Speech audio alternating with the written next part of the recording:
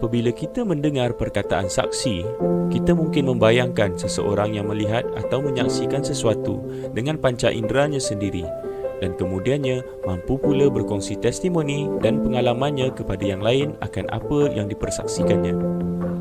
Kerana tanpa adanya saksi, sesuatu perkara itu belum dapat disahihkan lagi kebenarannya. Kenyataan saksi tersebut adalah sahih selama mana ia berlaku jujur dan tidak berdusta.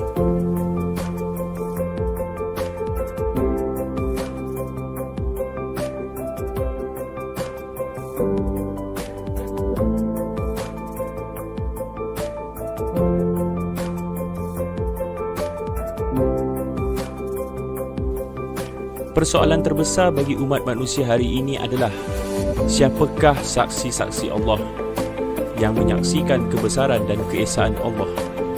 Selanjutnya, mampu juga menjelaskan dengan telus akan apa yang dipersaksikannya itu kepada yang lain. Para pengikut Rasul Allah sejak dari zaman Nabi Nuh, Nabi Ibrahim hingga Rasulullah Muhammad, inilah yang digelar sebagai saksi-saksi Allah pada setiap zamannya masing-masing.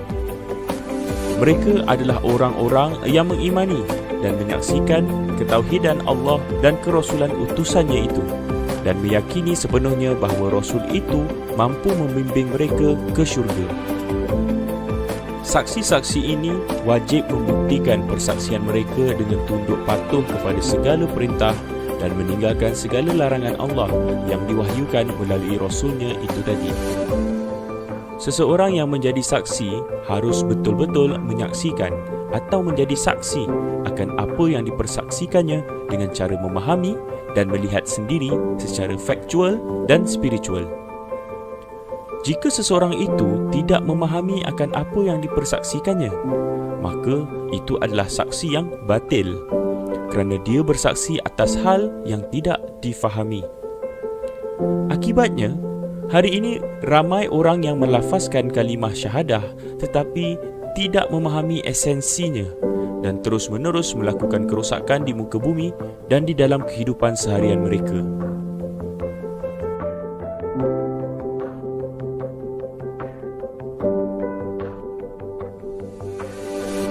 Persoalan seterusnya, untuk apakah tujuan Allah mengutus Rasul dan saksi-saksinya ini di atas muka bumi? Jika ditelusuri, setiap Rasul yang diutusnya pasti akan membicarakan tentang satu perkara yang utama, iaitu kedatangan kerajaan Allah, atau lebih sinonim sebagai Darussalam ataupun Jerusalem. Kedua-duanya memberi makna yang sama. Dar bermaksud tempat, manakala salam bermaksud sejahtera. Secara harfiahnya, ia bermaksud tempat sejahtera. Rasul Allah Musa membebaskan Bani Israel yang beriman dan mengumpulkan saksi-saksinya itu untuk membangunkan Jerusalem satu. Dan Rasul Allah Isa juga berjaya membangunkan kerajaan syurga di muka bumi ini yang pula diberi nama Jerusalem II. Manakala Rasul Allah Muhammad berjaya mencetuskan revolusi dari peradaban jahiliah ke peradaban yang agung di tanah Arab pada zamannya dan dikenali sebagai Madinah. Jelas sekali perjuangan Rasul-Rasul Allah itu tidak lain dan tidak bukan adalah untuk membangunkan sistem kehidupan yang sejahtera Islam di atas muka bumi ini. Seperti yang ditegaskannya di dalam surat At-Taubah ayat 33 berikut ini.